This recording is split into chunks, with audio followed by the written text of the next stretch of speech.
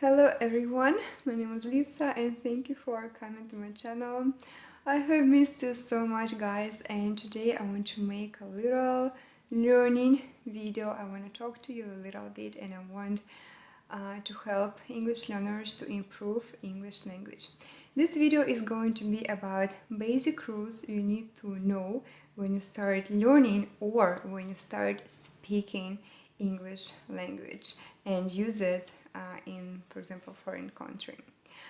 So this video was maybe designed for beginners, but it's going to be very beneficial for intermediate level and advanced.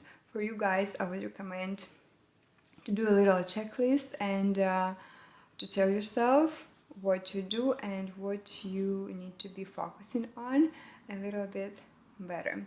So no more talking. I want to make this video as short as possible and as useful as possible. I value your time and let's go.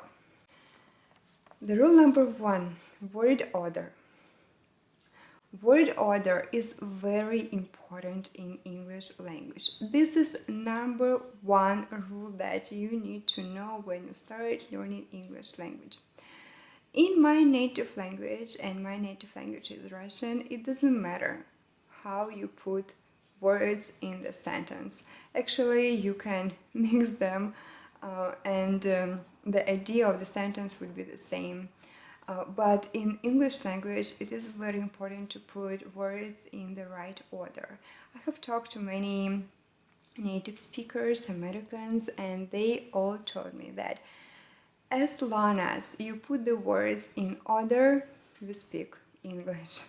And it doesn't matter how big your sentence is. It can be 3 words, it can be 5 words, or it can be 10 words. The most important thing is to keep them in order. I'm not going to tell you this rule, what kind of order should it be, because there are a lot of videos on YouTube, and you can watch any of them and you can learn it a little bit better. But the basic is the first place in the sentence should be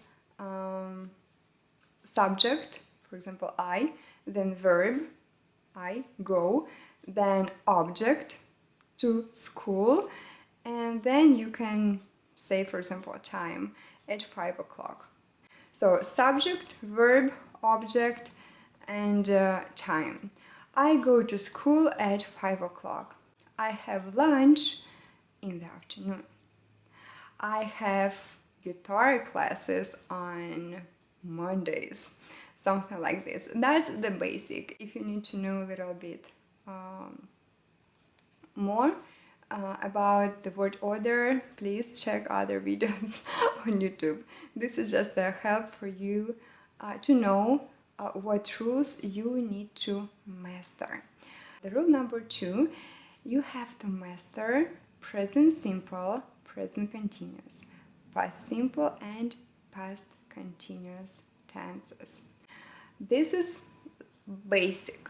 This is something that should be very easy for learners, but of course you need to apply it and you need to use these tenses when you're speaking with people. So what's the difference between, for example, present simple and present continuous?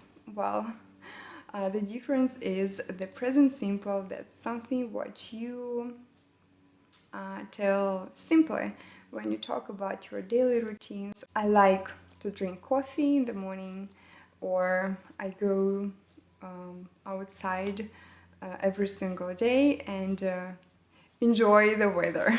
When you use present continuous, for me, continuous is the accent. When something is happening at the moment and you want to focus on that exact moment. For example,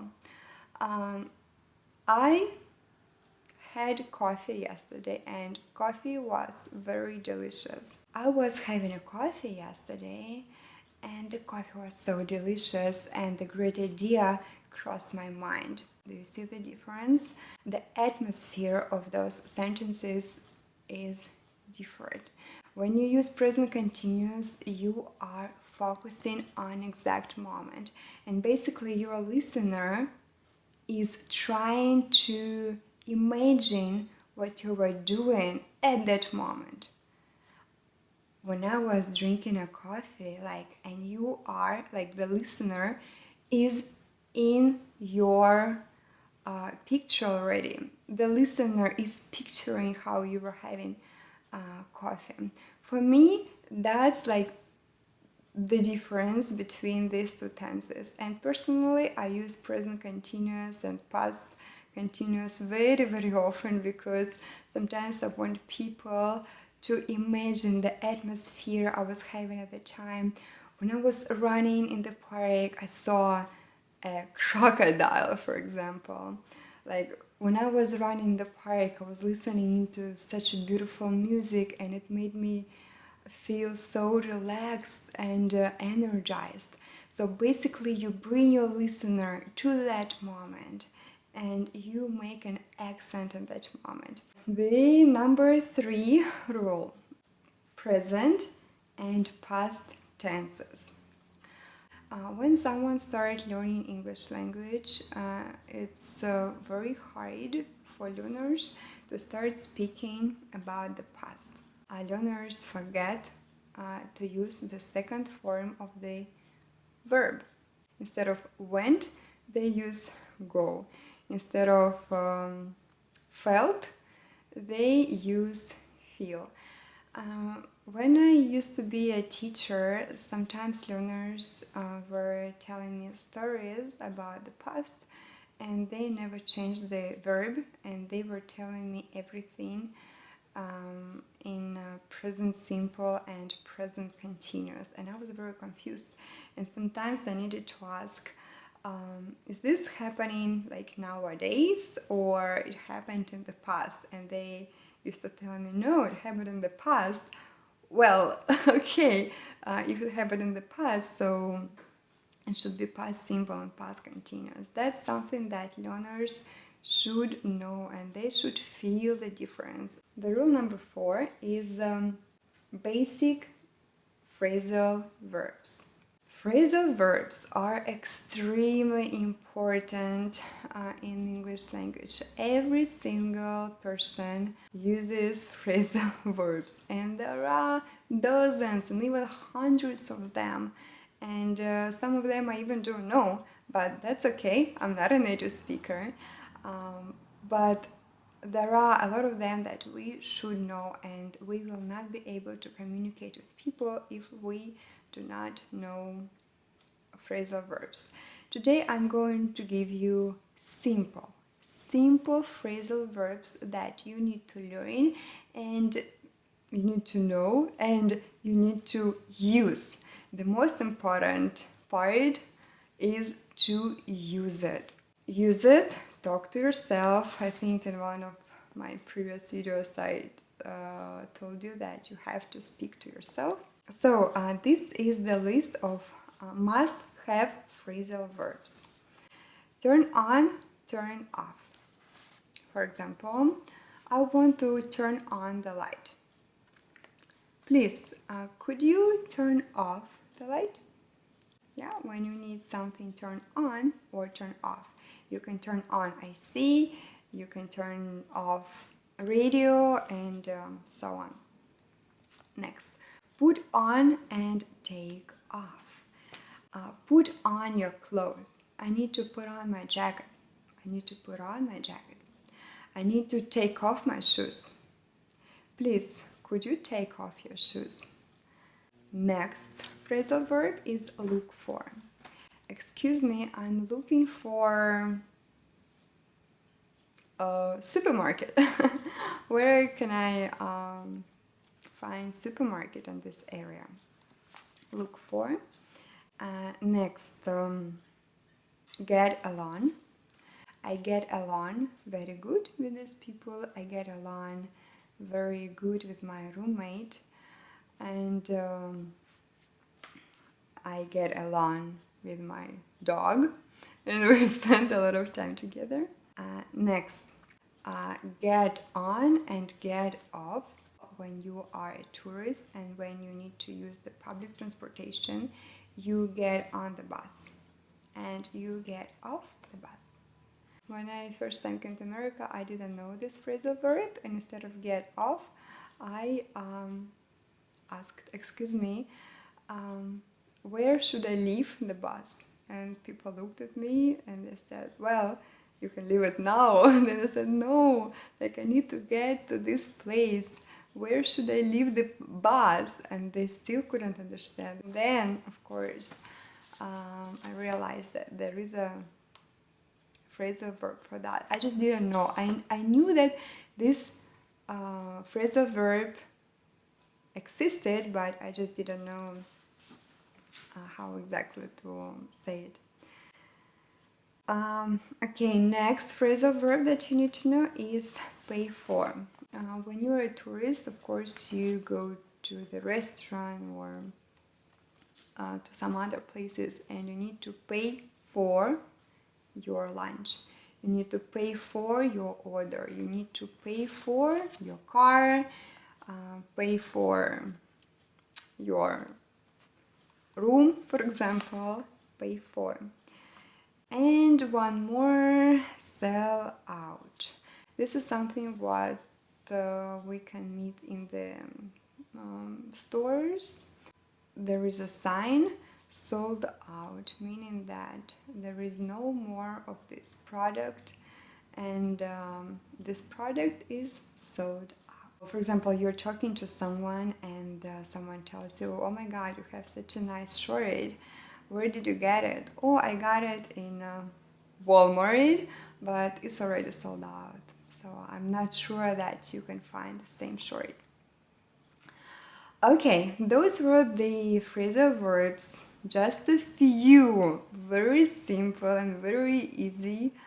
And number 5 rule that you have to know is be polite. Being polite in America for foreigners is a challenge. It's not because foreigners are rude, no, it's just because they don't have enough knowledge how to speak correctly. And sometimes in the restaurant they might say, I want a glass of water, and it sounds a little rude. Instead of saying that, I want a glass of water, you might say, may I get a glass of water?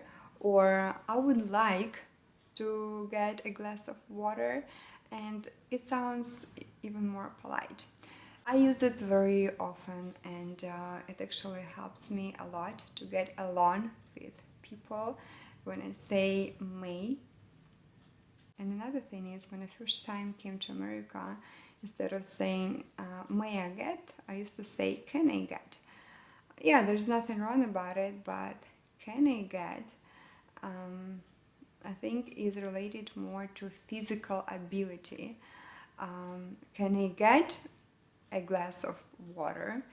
Yeah, you can. You have your arms and you can get a glass of water and drink. But when you say may I get, you're actually asking a permission. May I get? And it just sounds much softer and so much nicer. Okay, that was 5 basic rules that English learners should know when they start learning or speaking English language, or maybe if they go to another country when they travel. These 5 rules are super practical. Remember that I'm not a native speaker, I'm a learner, and I have experienced so many difficulties when I learned English language. And I've had all these mistakes, and now when time passed by, I can already see what would be the easiest way to start learning English language and what should other learners need to be focused on at first. I think that was it for today, and like I said, this video is for beginners, but intermediate and advanced levels might find it very beneficial as well. I wish all of you succeed in English language. I wish all of you to get that fluency you are dreaming about. And if you're not subscribed to the channel, subscribe to my channel, and our community would become even bigger. And thank you for being with me today. I'll see you in my next video. Bye.